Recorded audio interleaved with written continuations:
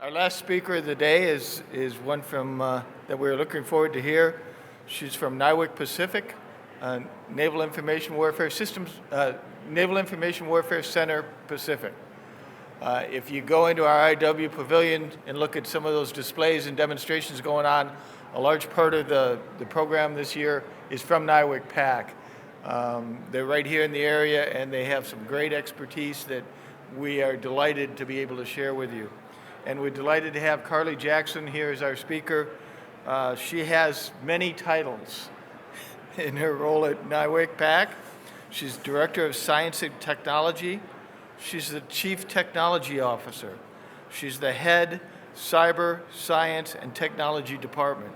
There's probably more, but I think that gives folks a good idea. She leads a highly technical team of more than 800 scientists, engineers, technical specialists, and administrative staff. She joined the Federal Service in March 2009 as a systems engineer. She holds a master's of degree in mechanical engineering from UCLA, as well as a Master of Arts degree in business administration from Pepperdine University's Graziadio School. She's got so many awards, that's too many to mention here. And ladies and gentlemen, I'll just turn it over to Carly. Thanks, Joe.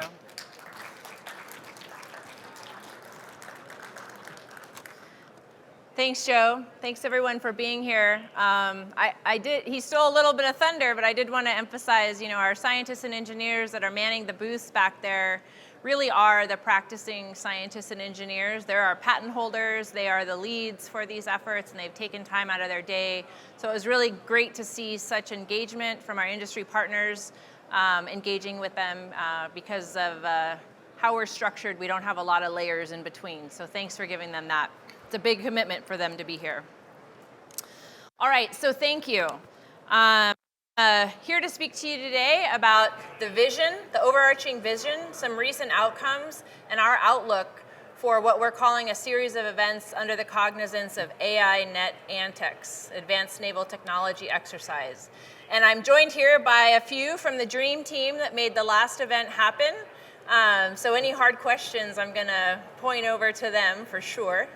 No, kidding aside, but thanks you all for being here because we are going to take you on a journey, a bit of a journey to show you how we reimagined an event that has been on its own journey for the last 10 years, and we really put an overmatched spin and flavor on it and tailored it specifically to provide some meaningful outcomes for Admiral Small and his priority project here in San Diego. All right, so let's get started. Project Overmatch is as much about delivering on the NOAA, which is the Naval Operational Architecture, the network piece of it, as it is about changing the way we do business. We heard that earlier during the Q&A session, and it was central to our thoughts of how we went about approaching this event here. In hindsight, a little bit in hindsight, Overmatch brought NAVWAR, brought us, the collective us, our industry partners, a priority project with real urgency and relevance, and really emphasized the importance of the commander's network. That has inspired us to get after that part of the business, but it's also inspired us to really think differently about how we go about delivering on that. And a big part of that is about how we engage with industry and academia and the entire innovation base that's required in order to field at the speeds that we need to, right, to maintain our relevance in a high-end, high-threat environment. We can't do it alone.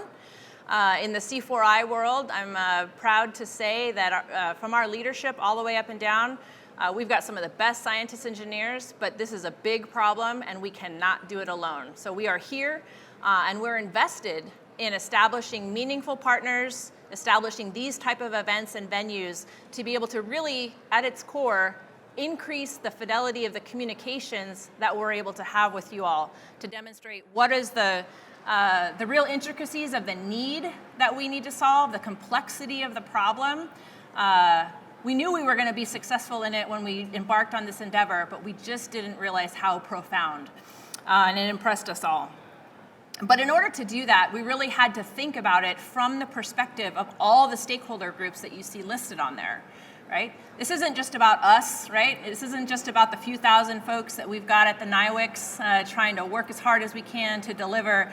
This is about how do we become a force multiplier? How do we partner with you all, leverage all the tools in our toolbox, whether it's SIBRs, other transaction authorities, prize challenges, which is the focus of this talk today, but how do we re-architect those in a way that really provides meaning at the speeds that we care about?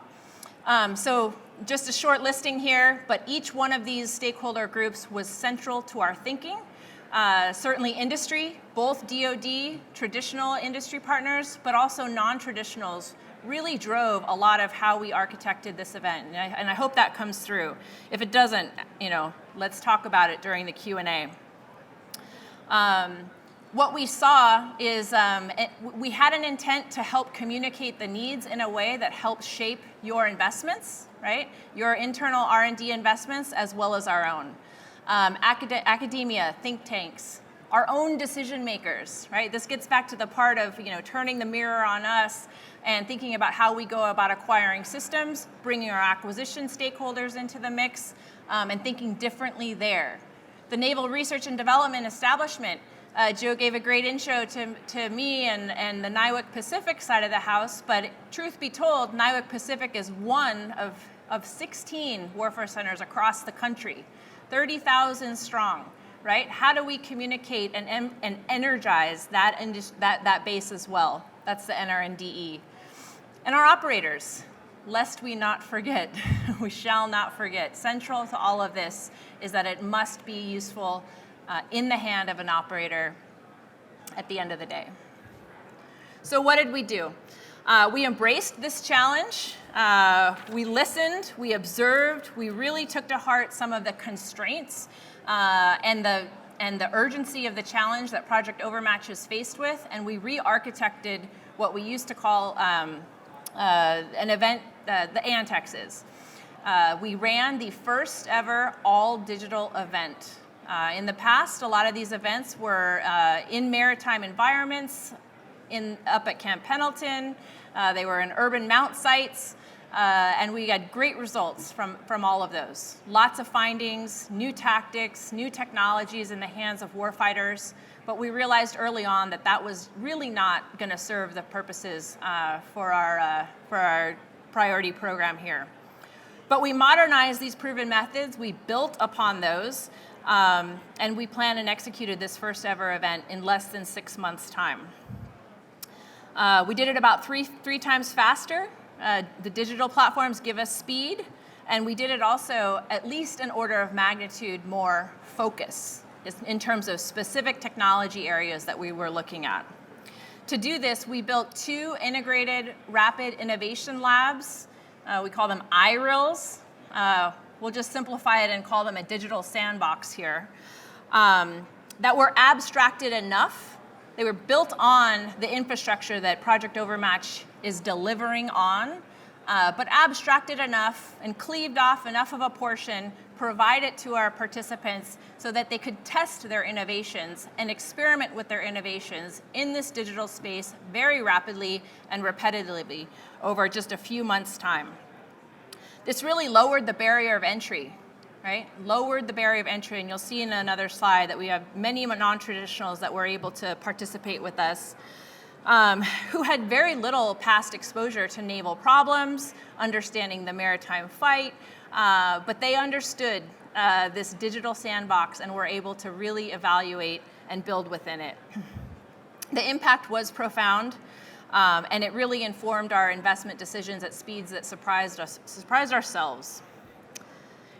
So how did we do that? We picked two focus areas. Start small, but show that the concept works. AI Net is a combination of 2 prize challenges, one focused on AI, one focused on networks, AI Net, and the summary is here broken in 2. The first really was about providing that decision advantage, right? Lots of data. Our commanders are provided and have access to lots of data, but what are the tools available that can automate and provide speed to decision. On the bottom side, we had the Networks Prize Challenge that was looking at innovations in routing protocol technology. Specifically, in one stack, one layer of that network stack, we were focused on evaluating and demonstrating to our partners just how sparsely connected the networks are, very low data rate, multi-hop, really challenging environment. The bottom is just a quick timeline there to show you that it all came to fruition in a very quick 6 months. Lots of interactions in between, from solicitation to delivery of the IRIL to final demonstration, all in a tidy 6 months' time. All in all, there was about $200K in prize challenge monies available and awarded to the top 2 participants in each one. But in the end, the actual outcome, the actual value of the event was really in the discussion that was empowered by these digital sandboxes, by having access to the scientists and engineers that understand the problem, they understand the architectures that these systems have to transition to, and were able to guide and shape the participants in ways that they wouldn't have gotten from a separate demonstration. Participants are shown here, so really proud of the reach and interest that we had, certainly across the country. And again, a mix of traditional defense participants, but also non-traditionals as well. The event, for many of the reasons that Admiral Small spoke about earlier, was still limited to U.S. participants and U.S. organizations, but really proud that we had many startups involved, as well as some traditional partners that learned a lot through the mix. 2 of our winners, I'll just speak to it here, but GoTenna, a small startup in Brooklyn, New York, was our winner for one of the prize challenges, and Big Bear AI there in California was one of the others. Okay, so what did we actually do? This picture here just sort of serves to help us visualize the intent behind AI Net. And really to start this conversation, I'll just ask you to visualize the exact opposite. First imagine a command center that's chaotic, where our nation's sailors and Marines are asked to fuse data across multiple screens, multiple channels, some cases hard copy printouts that are coming from different parts of their center, and the fusion is happening in the warfighter's mind. That's an extreme depiction, but I just want to get us in that mode. Because what we were after was trying to close and fuse and provide tools, identify the tools that would be able to help them make those decisions and fight the fight that we want them to be able to fight. Some of the tools that we were looking at were helping filtering these inconsequential tracks, cleaning up that operational picture, identifying where the high threat vessels are, where they're not, detecting anomalies, predicting paths, etc. And the network side of the antics was focused on how do we close, right, those comms links between those sparsely connected blue dots on there, which are blue forces, who are moving, being jammed, dropping in and out of hot zones. It's a pretty complex problem, and it wasn't until we were able to provide these digital sandboxes to some of our performers where they realized the magnitude and complexity of these scenarios. So one level deeper on the how, again, we built 2 IRILs. This is one of them, starting with the network side of it. And this is what the government, right, the government scientists and engineers have contributed to this discussion, right? We have built this for you all. We have built these type of simulators in order to facilitate that 2-way engagement and to help you help us solve these problems, these wicked hard problems. So first things first, Networks IRIL. It is built on the infrastructure, built on parts of the infrastructure that Overmatch does use. It leverages some past investments from great partners like DARPA and the Department of Navy Modeling and Simulation Office.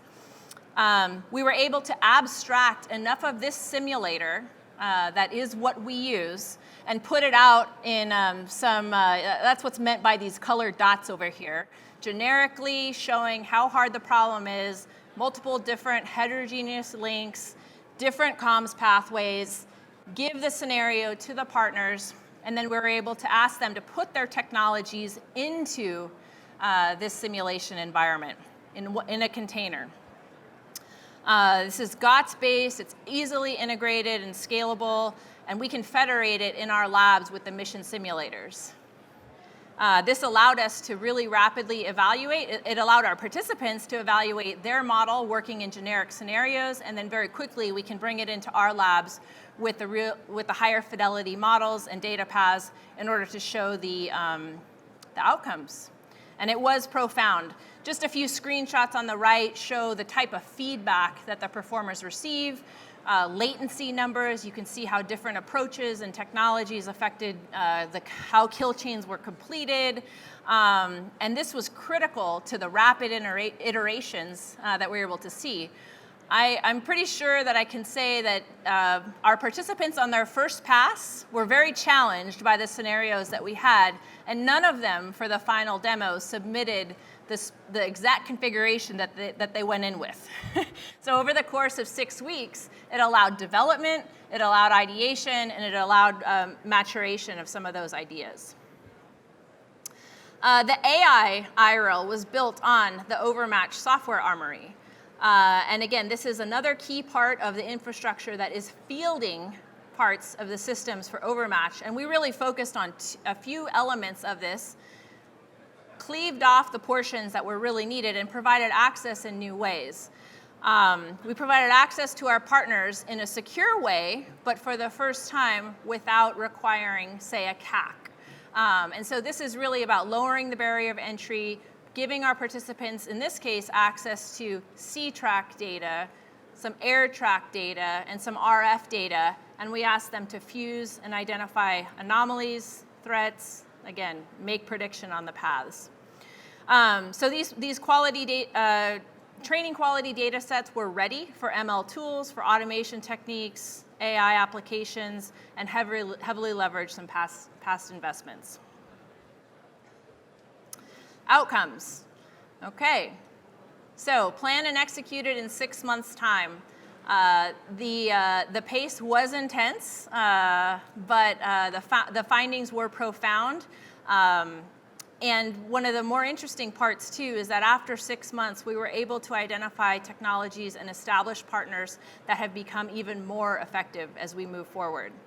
Part of the benefit of doing this with these digital sandboxes, with these iRoles, with the power of the platform, is that we were able to show our participants in a greater level of detail what the actual problem was.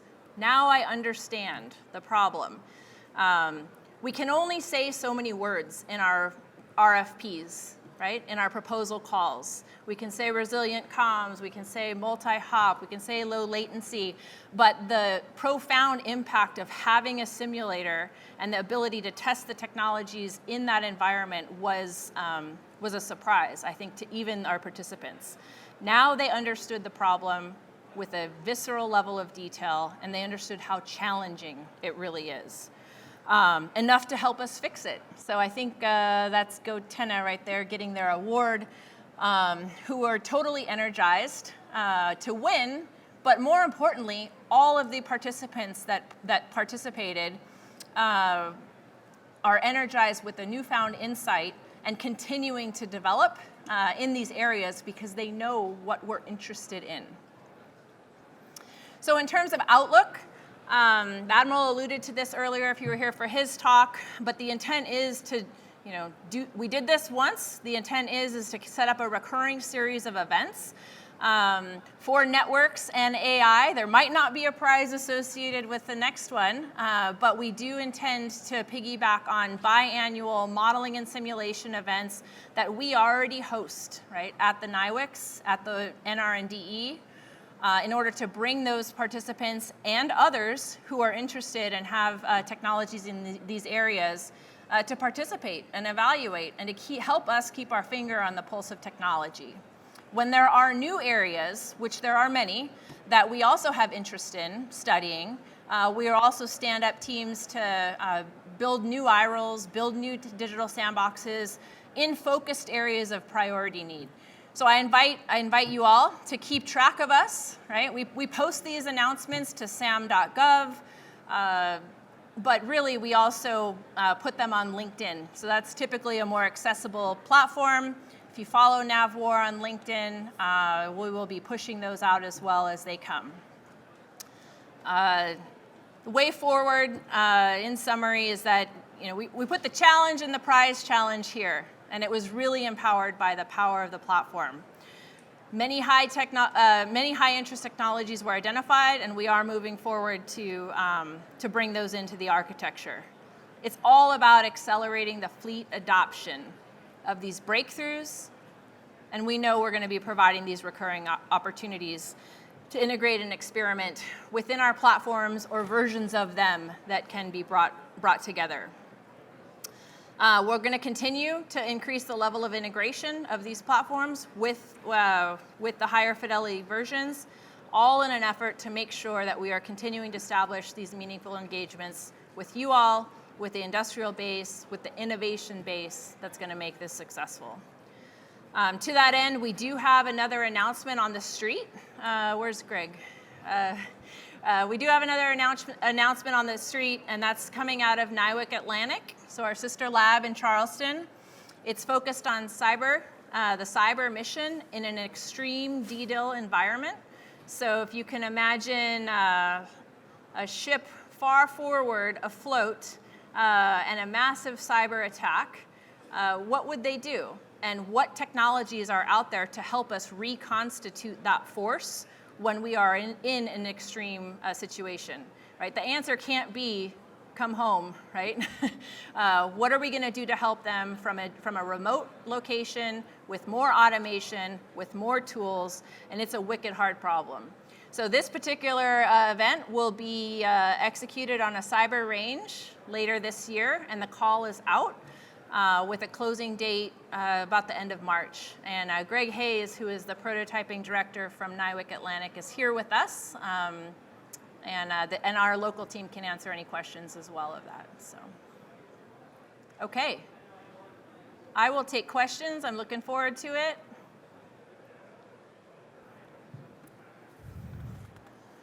Thank you for your attention. Yeah. Please. All right, yes, ma'am. So this is exciting, and from the fleet perspective, many times I've been excited by awesome things going on. Had an opportunity to go to the Navy Research Lab and see some amazing stuff that they were doing in fiber optics about 15 years ago, and that was designed to look at our lube oil samples and produce goodness instead of sending the samples back and waiting a long time before MRGs blew up, et cetera. And what I've seen in the past 35 years of my experience is we get all this energized, we get all this goodness, and then when I get to my ship, it's not there. We can't deliver it fast enough to the ship to make a difference. So how are we getting after that, I guess, is my question. Is awesome. How do I get it to USS Great Thing soon? Yeah. Really healthy question. I appreciate it. And I acknowledge, right, that there are still challenges in those areas. What I can say is that at its core, what we were trying to do with Overmatch is address that at least for the networks and application side of it.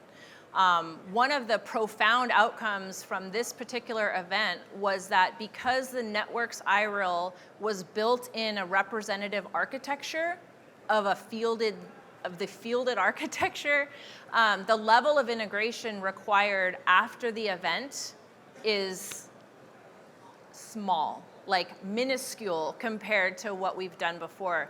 I think there's people in the audience that came to me earlier who have participated in past antexes that we've run with the Marine Corps.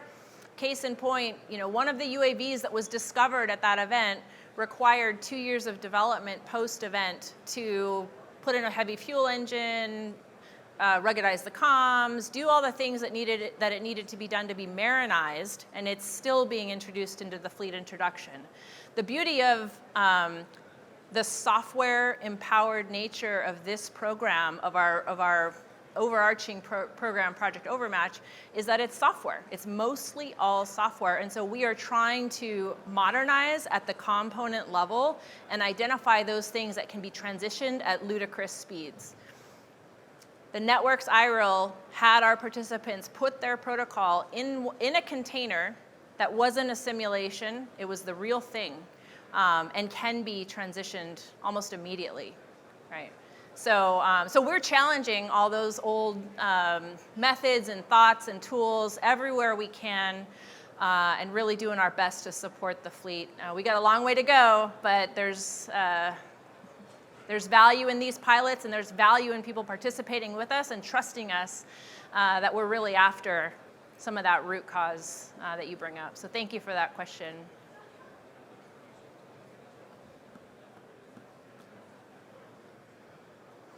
That's it?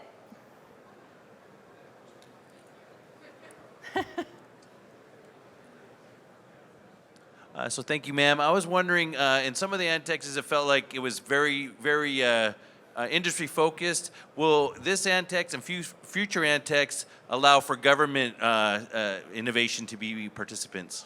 Sure. So there's, I don't believe there has been any event that has precluded government participation. And we don't intend to do that going forward. I think it just comes down to a recognition that when you really look at the numbers, we're still small in compared to the industry base that's out there that we are trying to energize, and the investment potential there. It's a lot larger, right? We're a small part in this, and one of our key roles is to be the force multiplier for the technical community, but we don't preclude participation. We had NIWC Atlantic participation in the last one, and they benefited greatly from it, getting the technologies in front of the warfighters and getting that feedback. Same. But in some cases, we need our govies to help us with these, to build the infrastructure as well. So.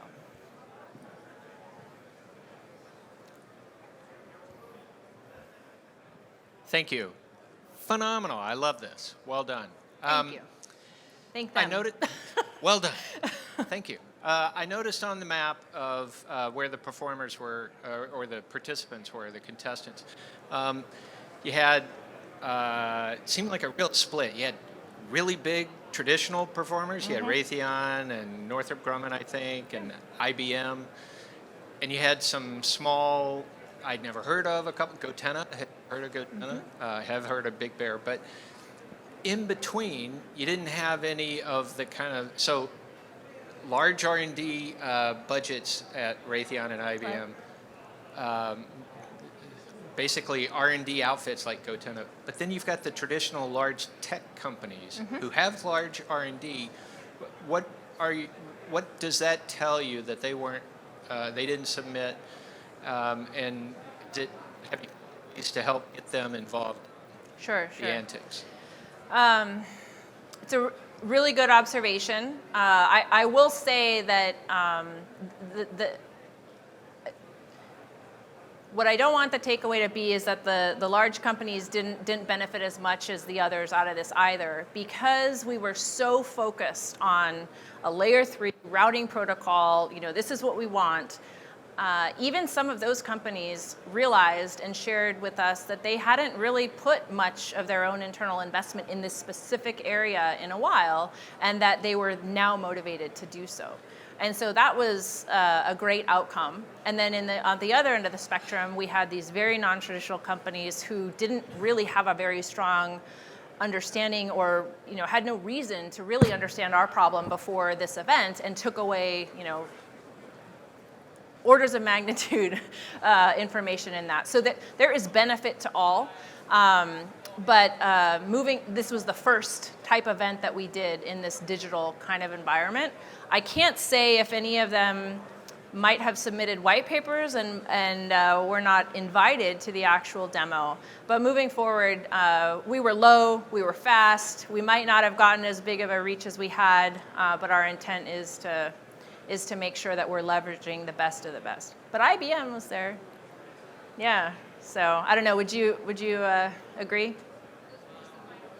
They were just the finalists, yeah. So 50 white papers in all, and we did filter pretty heavily, so.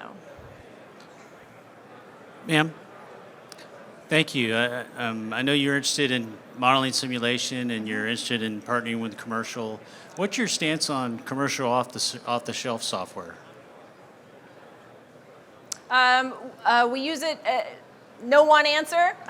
We use COTS software pretty widely and pervasively in many of the platforms that you see there, but it's always a case by case kind of answer. And in some cases, we've built on COTS software. In some cases, we've developed some GOTS products as well. So we'd have to probably know a little bit more about what the opportunity is to really effectively answer that. But the slide I showed you with the Overmatch software armory on it, most of those boxes in there are COTS tools that are used by our industry giants, whether it's Apple, Netflix, others, to in their DevSecOps pipelines. So, yes, yes, and I guess is the answer.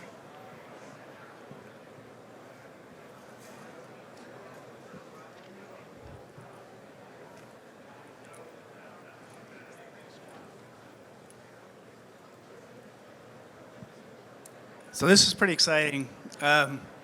When you're combing through all those white papers, what criteria do you use to select the finalists? Sure. All right. So it'll depend on the objectives of the specific event, and in all these cases, the judging criteria is posted as we post an event.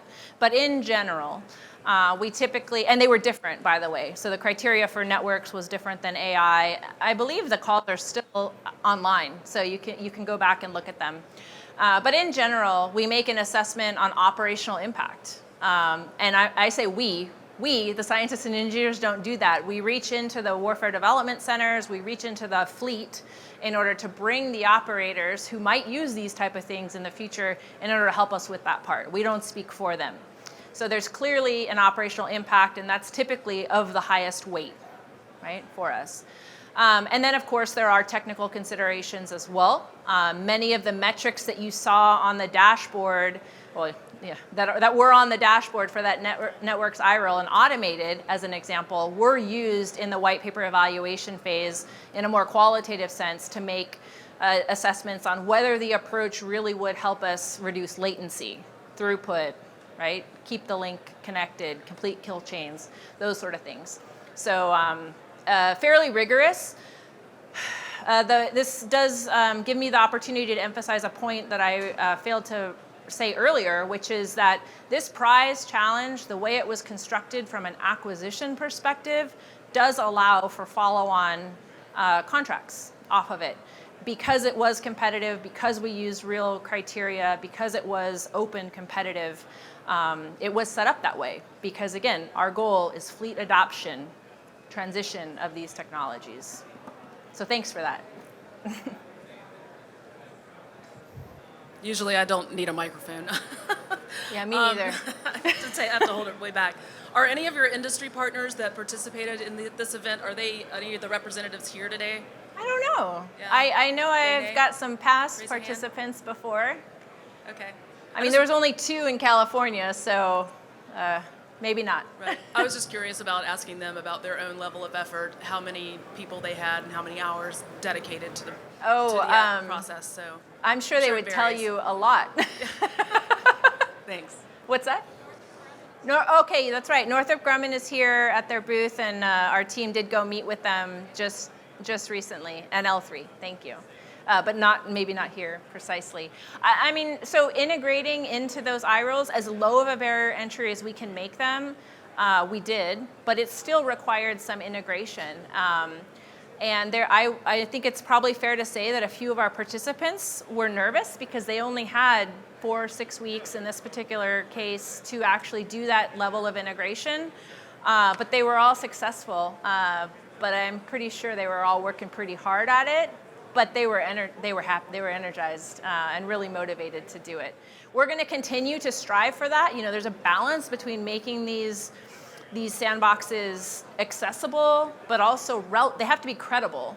And so at some point, we have to make a judgment call on where that line is in order to make sure that the decisions that we're making after it really are the decisions informed by the most information we can get. But in the end, I think the feedback we got, so we did put out a survey to all the participants afterward and got some really positive feedback, some areas for improvement, but overall very positive about the information, the learning, and they found that it was much more valuable than the prize even itself. They'd do it again, so. Okay. All right, keep following us. We're going to do more, and we're going to do bigger and better next time. So keep tabs on us on LinkedIn, and thank you all for your time.